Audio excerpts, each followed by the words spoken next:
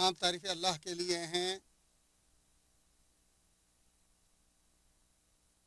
जिसका मिंबरों महराबों में ज़िक्र होता है। मैं उसी के हम्द व शुक्र बजा लाता हूँ माजी मुस्तकबल और हाज़िर में, और मैं गवाही देता हूँ कि अल्लाह वहदहू ला शरीक के अलावा कोई सच्चा मअबूद नहीं जो अलीम अल कादिर है। और मैं गवाही देता हूँ कि हमारे नबी सरदार मोहम्मद सल्लल्लाहु अलैहि वसल्लम उसके बंदे जिन्होंने आपकी इताअत की वो कामयाब, और जिसने ना फरमानी की वो तबाह हो गया।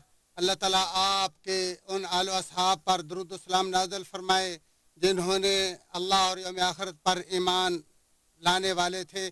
मैं तुम्हें और अपने आप को अल्लाह के वसीये की नसीहत करता हूँ, जैसा कि अल्लाह ताला का इरशाद है, ईमानदारो अल्लाह ताला से कबा हक को डरो और देखो मरते दम तक मुसलमान ही रहना, यौम आखिरत पर ईमान लाना। और तुझे क्या मालूम कि यौम आखिरत की अहमियत अज़मत क्या है। ये दीन का उसूल और ईमान का एक रुकन है और एक ऐसी सच्चाई हकीकत और अंजाम है जिससे किनारा कशी और फरार नामुमकिन है।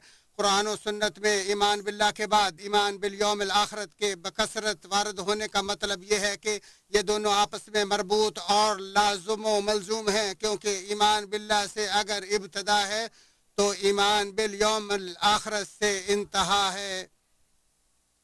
अल्लाह के हुक्म से आखिरत के दिन ऐसे ऐसे हादसात रूनुमा होंगे जो इंसानी बर्दाश्त से बालातर हैं, जैसे कि आसमान फट जाएगा, सयारे आपस में टकरा जाएंगे, सितारे झड़ जाएंगे, समंदर फट पड़ेंगे और पहाड़ पिघल जाएंगे। यौम आखिरत का जिक्र होते ही दिलो दिमाग में बड़े बड़े मनाजिर और अजीम अहवाल का एक सैलाब उमड़ आता है, और यही यौम आखिरत पर ईमान लाने का तकाजा है। जैसा कि दोबारा जिंदा होकर कब्रों से निकलना, हिसाब किताब और बदले, पुल सिरात, मीज़ान, शफात, हौज़े कौसर, आमाल नामों की तकसीम, जन्नत और जहन्नम। उस दिन कुछ लोग तो आगोश रहमान में उसके करीम चेहरे के दीदार से इज्जत पा रहे होंगे, जबकि कुछ लोग हसरत व खसारे का जायका चख रहे होंगे। आखरत की बलीग तरीन तस्वीर कशी करते हुए इरशाद बारी ताला है, उस दिन आदमी अपने बहन भाई माँ बाप और बीवी बच्चों से भागेगा। उनमें से हर एक को उस दिन एक ऐसी फिक्र लाए होगी जो उसके लिए काफी होगी। यौम आखिरत हार जीत मुलाकात, एक दूसरे को पुकारने, जमा होने और हिसाब व किताब का दिन है। इन तमाम नामों के अलग अलग और ऐसे गहरे मफाहिम हैं कि जिन्हें जमा करने से ही यौम आखिरत का जामे माना और मफहूम सामने आता है। कुरान और सुन्नत पर गौर करने वाले के सामने ऐसे शरई दलाइल के अंबार लग जाते हैं जो ईमान बिल यौमिल आखिरत को जिंदगी और नफ्स में पुख्ता कर देते हैं और इसे एक ऐसा मरकजी सतून करार देते हैं जिसका हमेशा ज़हन नशीन रखना और जिस जिंदगी की बेतहाशा मसरूफियात में फरामोश ना करना ज़रूरी है। यौम आखिरत के बारे में इन नसूस की कसरत व फरावानी से हमारी ज़िंदगी में इसकी अहमियत खूब उजागर हो जाती है, क्योंकि वही यौम आखिरत ही है जो घटिया उमूर की बाढ़, खास परस्ती से आड़, बुराइयों से बचाव और खैर व भलाई के हर दरवाजे की तरफ पेश कदमी का बायस है। और यौम आखिरत के बारे में ईमान व यकीन जब कमज़ोर पड़ता है तो नफ्स बेलगाम हो जाता है, फसाद व शर के सारे दरवाजे टूट जाते हैं और खास परस्ती के महर्रिकात गालिब आ जाते हैं, और तब यौम आखिरत की तासीर ढीली और ज़िंदगी में उसके समरात मुरझा जाते हैं, जब उसका असल मकसद नापीद और उसका मफहूम सिर्फ सकाफत और जहनी आगाही तक सुकड़ कर महदूद हो जाए, या ऐसे जज्बात का शिकार हो जाए जो लम्हा भर रोशन रहें और फिर बुझ जाएं, या जो बुराई से रोकने और नेकी पर उभारने में बेबस हों। और कभी कभी यौम आखिरत से मुताल्लिक़ आयात पढ़ी और अहादीस बयान की जाती हैं, मगर वो हमारी ज़िंदगी के नशेब व फराज में कार आमद बैलेंस, हमारे किरदार में मुस्बत तासीर और हमारे मामलात की तहजीब ईमानी से बिल्कुल तही दस्त होती हैं। और ऐसे शख्स पर तो बहुत ताज्जुब होता है जो बिला अमल यौम आखिरत का दावेदार और बिला तामील खास्तगार होता है। جیسا کہ ارشاد باری تعالیٰ ہے، اور بعض لوگ ایسے بھی ہیں جو کہتے ہیں ہم اللہ تعالیٰ اور یوم آخرت پر ایمان لائے، اور در حقیقت وہ ایمان لانے والے نہیں ہیں۔ اور جو یوم آخرت پر ایمان لایا اور اس کے تقاضوں کو پورا کیا، اس کے بارے میں ارشاد باری تعالیٰ ہے، سو جسے بھی اپنے رب سے ملنے کی آرزو ہو اسے چاہیے کہ وہ نیک اعمال کرے۔ اگر آپ قرآن مجید کی ورق گردانی اور اس کی آیات و سور پر ذرا غور کریں تو آپ اس گہرے ربط اور تعلق کو جان کر دنگ رہ جائیں گے جو چھوٹے بڑے تمام اعمال اور یوم آخرت پر ایمان لانے کے باعث پیدا ہونے والے ہماری زندگی کے تمام آثار اور یوم آخرت کے مابین ہے۔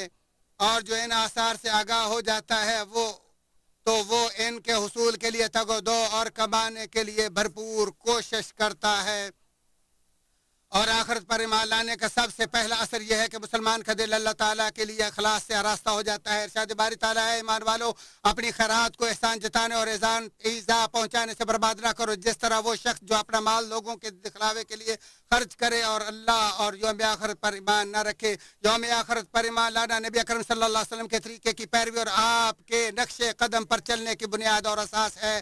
جیسا کہ ارشاد باری تعالیٰ، یقیناً تمہارے لیے رسول اللہ صلی اللہ علیہ وآلہ وسلم ایک عمدہ نمونہ ہے ہر اس شخص کے لیے جو اللہ تعالیٰ اور روز قیامت کی توقع رکھتا اور بکثرت اللہ کا ذکر کرتا ہو۔ یوم آخرت کی تاثیر بہت دور رس ہونے کی وجہ سے مسلمان کی تمام تر عبادات پر محیط ہے، اور اس میں سب سے بڑھ کر مسلمان کا اقامت صلاح اور مناجات الہی پر جھکنا ہے۔ جیسا کہ ارشاد باری تعالیٰ، اللہ کی مسجدوں کی رونق و آبادی تو ان کے حصے میں ہے جو اللہ اور روز قیامت پر ایمان رکھتے ہوں، نمازوں کے پابند، زکوٰۃ دیتے ہوں، اللہ کے سوا کسی سے نہ ڈرتے ہوں۔ توقع ہے کہ یہی لوگ یقیناً ہدایت یافتہ ہیں۔ یوم آخر تمہاری عمر کی قدر و قیمت اور زندگی کے لیے پیغام مقرر کرتا ہے، اور تمہاری آنکھوں کے سامنے ایک ایسا ہدف قائم کرتا ہے جس کے حصول کی تم کوشش کرتے ہو، اور ایک ایسا بلند ترین مقصد پیش کرتا ہے جس تک پہنچنا تمہاری آرزو ہے۔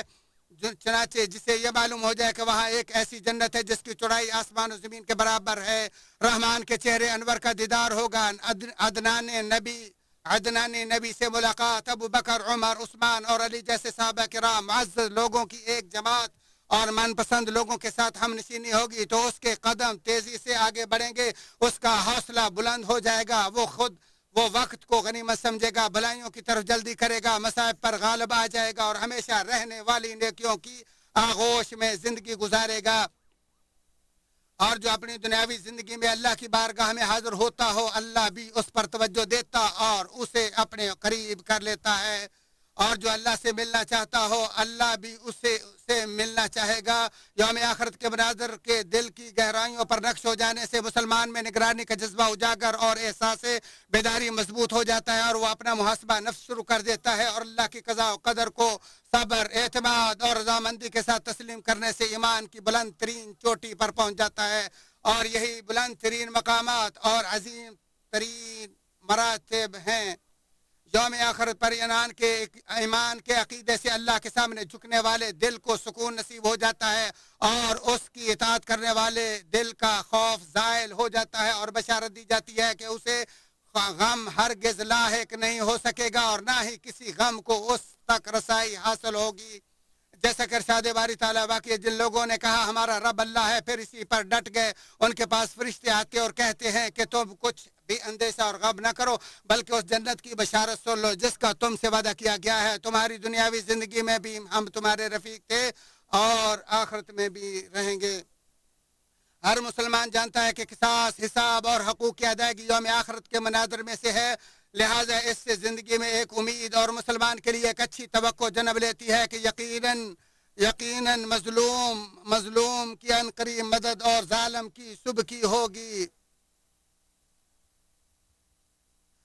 فقیر کو معاوضہ دیا جائے گا، مصیبت زدہ کی حوصلہ افزائی ہوگی، دنیا میں دولت سے محروم لوگوں کو آخرت میں جمع کردہ نیکیوں کے خزانے ملیں گے، سو وہاں پر ہی بدلے پورے دیے جائیں گے۔ یوم آخرت پر ایمان کے بھرپور، مفصل اور وسیع ترین اثرات مسلمان کی زندگی پر ظاہر ہوتے ہیں، جیسا کہ تاجر پر اس کی سچائی اور ایمانداری میں، ملازم پر اس کی پاک دامنی میں، جج پر اس کے عدل و انصاف میں، حاکم پر اس کی مہربانی میں، استاد پر اس کے اخلاص اور خیر خواہی میں۔ ہر کوئی جانتا ہے کہ اسے آخرت کے لیے ہی پیدا کیا گیا ہے، تبھی تو آخرت دنیاوی زندگی پر اثر انداز ہوتی ہے، اور یوم آخرت کے عقیدے کی وجہ سے نفس کنجوسی سے پاک ہو کر خوب بانٹنے اور خرچ کرنے پر آمادہ ہو جاتا ہے۔ ارشاد باری تعالیٰ ہے اور اہل دیہات میں بعض ایسے بھی ہیں جو اللہ تعالیٰ اور روز قیامت پر ایمان رکھتے ہیں اور جو کچھ خرچ کرتے ہیں اسے عند اللہ قرب حاصل کرنے اور رسول کی دعا کا ذریعہ بناتے ہیں۔ یاد رکھو کہ ان کا یہ خرچ کرنا بے شک ان کے لیے موجب قربت ہے۔ اللہ تعالیٰ انہیں اپنی رحمت میں ضرور داخل کرے گا۔ اللہ تعالیٰ بڑی بخشش اور رحمت والا ہے۔ یوم آخرت کے اثرات ہی ہیں کہ جن سے مسلمان میں ایسے مثبت جذبات جنم لیتے ہیں کہ جن سے وہ اپنے معاشرے کی تعمیر کرتا، بھلائی کی طرف بلاتا اور نیکی پر توجہ دلاتا ہے۔ غیر کے لیے بھی وہی پسند کرتا ہے جو اپنے لیے پسند کرتا ہے۔ اچھے بول اور شاندار کلام سے نصیحت اور رہنمائی کرتا ہے۔ ارشاد باری تعالیٰ ہے یہ اللہ تعالیٰ اور روز قیامت پر ایمان بھی رکھتے ہیں، بھلائیوں کا حکم دیتے اور برائیوں سے روکتے ہیں اور بھلائی کے کاموں میں جلدی کرتے ہیں اور یہی لوگ صالحین میں سے ہیں۔ یوم آخرت پر ایمان کی وجہ سے مسلمان اپنے معاشرے میں تابندہ، اپنے افعال میں درخشندہ اور اپنے ماحول کے لوگوں کے لیے اچھی توقعات کا حامل ہو جاتا ہے۔ لوگ اس سے اور وہ ان سے مانوس ہو جاتا ہے۔ اس کے پڑوسی اس کے شر سے پرامن ہو جاتے ہیں۔ وہ اپنے مہمان کی تکریم کرتا، اپنے رشتہ داروں کو جوڑتا، بڑوں کا احترام کرتا، یتیموں اور کمزوروں پر رحم کرتا ہے۔ جیسا کہ بخاری شریف میں حضرت ابی ہریرہ رضی اللہ تعالیٰ عنہ کی حدیث مروی ہے کہ بلا شبہ رسول اللہ صلی اللہ علیہ وسلم نے فرمایا جو کوئی اللہ اور یوم آخرت پر ایمان رکھتا ہو وہ اپنے مہمان کی تکریم کرے، اور جو کوئی اللہ اور یوم آخرت پر ایمان رکھتا ہو وہ اپنے رشتہ داروں کو جوڑے، اور جو کوئی اللہ اور یوم آخرت پر ایمان رکھتا ہو وہ اچھی بات کہے یا خاموش رہے۔ نیز رسول اللہ صلی اللہ علیہ وآلہ وسلم نے فرمایا جو اللہ اور یوم آخرت پر ایمان رکھتا ہو اسے چاہیے کہ وہ اپنے پڑوسی کا احترام کرے۔ بخاری شریف۔ یوم آخرت کے اثرات میں سے یہ بھی ہے کہ مسلمان کے خوشی و غمی کے وقت کے جذبات کو اس طرح کنٹرول کر لیتا ہے کہ نہ وہ اتراتا ہے اور نہ ہی گھبراتا ہے۔ جیسا کہ بخاری و مسلم نے زینب بنت ابی سلمہ رضی اللہ عنہما سے روایت کی ہے کہ وہ کہتی ہیں جب شام سے ابو سفیان کی موت کی خبر آئی تو ام حبیبہ رضی اللہ عنہا نے تیسرے دن زرد خوشبو منگوا کر اپنے دونوں رخسانوں اور بازوؤں پر ملی اور کہا اگر میں نے نبی مکرم صلی اللہ علیہ وسلم سے یہ نہ سنا ہوتا کہ جو عورت اللہ اور یوم آخرت پر ایمان رکھتی ہو اس کے لیے جائز نہیں ہے کہ وہ کسی میت پر 3 دن سے زیادہ سوگ منائے سوائے اپنے خامد کے، کیونکہ اس پر 4 مہینے 10 دن سوگ منائے گی، تو مجھے اس وقت اس خوشبو کے استعمال کی کوئی ضرورت نہیں تھی۔ اللہ تعالیٰ میرے اور آپ کے لیے قرآن عظیم کو اور اس کی آیت ذکر حکیم کو نفع بخش بنائے۔ اسی پر اکتفا کرتے ہو اپنے تمہارے تمام مسلمانوں کے لیے اللہ سے بخشش مانگتا ہوں، تم بھی اس سے بخشش طلب کرو، بے شک وہی غفور رحیم ہے۔ تمام تعریفیں اللہ کے لیے ہیں جس نے ہمیں بے شمار نعمتوں سے مالا مال فرمایا، اور میں گواہی دیتا ہوں کہ اللہ وحدہ لا شریک علاوہ کوئی سچا معبود نہیں، اور میں گواہی دیتا ہوں کہ ہمارے نبی سردار صلی اللہ علیہ وسلم اس کے بندے اور رسول ہیں۔ جس کی طریقہ کار پر چلنے کے ہم پابند ہیں۔ اللہ تعالیٰ آپ کے آل و اصحاب پر صلاۃ و سلام نازل فرمائے۔ حمد و ثنا کے بعد میں تمہیں اور اپنے آپ کو اللہ کے تقوی کی وصیت کرتا ہوں۔ جب آپ مسلمانوں کے تنازع، کشمکش، اختلاف رائے، اتحاد کی کمزوری اور ان کی زبوں حالی کا مشاہدہ کریں تو جان لو کہ اس کا بنیادی سبب اور نمایاں وجہ بھی عقیدہ آخرت کی پختگی میں ضعف اور کمزوری ہی ہے۔ جیسا کہ ارشاد باری تعالیٰ ایمان والو اللہ رسول اور تم میں سے اختیار والوں کی فرما برداری کرو، پھر اگر کسی چیز میں اختلاف کرو تو اسے اللہ تعالیٰ اور رسول کی طرف لوٹاؤ۔ اگر تمہارا اللہ تعالیٰ اور روز قیامت پر ایمان ہے یہ بہت بہتر اور انجام کے اعتبار سے بہت اچھا ہے۔ خبردار اے اللہ کے بندو رسول خدا پر درود السلام بھیجو، سو بلا شبہ اللہ تعالیٰ نے تمہیں اپنی کتاب میں اس کا پابند کرتے ہو فرمایا بے شک اللہ تعالیٰ اور اس کے فرشتے نبی مکرم صلی اللہ علیہ وسلم پر درود بھیجتے ہیں۔ مومنو تم بھی آپ پر درود السلام بھیجو، اے اللہ آپ صلی اللہ علیہ وآلہ وسلم پر اسی طرح رحمت برکت نازل فرما جس طرح تو نے ابراہیم اور ان کے آل پر رحمت برکت نازل فرمائی۔ اے اللہ تمام صحابہ اور بالخصوص خلفائے راشدین ابو بکر عمر عثمان اور علی سے راضی ہو جا۔ اللہ اسلام اور اہل اسلام کی عزت عطا فرما۔ اہل اسلام اور اہل اسلام کو عزت عطا فرما۔ اے اللہ اسلام اور اہل اسلام کو عزت عطا فرما۔ یا اللہ اس ملک، اس بابرکت ملک کی حفاظت فرما، ہر مکروہ اور شر اور برائی سے۔ یا اللہ اس مملکت سعودی عرب کو ہر مکروہ اور شر سے محفوظ فرما۔ یا اللہ اسے امن و امان کا گہوارہ بنا۔ یا اللہ اس کو کامیابی، کامرانی اور ایمان میں مالا مال فرما۔ یا اللہ اس کے حکمرانوں، علماء، اس کے مردوں عورتوں کی حفاظت فرما۔ یا اللہ ہمارے بارڈروں اور ہمارے فوجوں کی حفاظت فرما۔ ہمارے شہداء کی شہادت قبول فرما۔ ہمارے اموات کی بخشش فرما۔ ہمارے بیمار اور زخمیوں کو شفا عطا فرما۔ یا اللہ تمام اسلامی ممالک کو ہر شر، سو اور برائی سے محفوظ فرما۔ اور یا اللہ تمام اسلامی ممالک کو خیرات سے، بھلائیوں سے مالا مال فرما اپنے فضل و کرم اور رحمت سے۔ یا اللہ ہم آپ سے جنت اور اس کے قریب کرنے والے اعمال کا سوال کرتے ہیں۔ یا اللہ جہنم اور اس کے قریب کرنے والے قول و عمل سے پناہ مانگتے ہیں۔ یا اللہ ہم ہر بھلائی کا جلدی اور بدیر آنے والی ہر بھلائی کا آپ سے سوال کرتے ہیں۔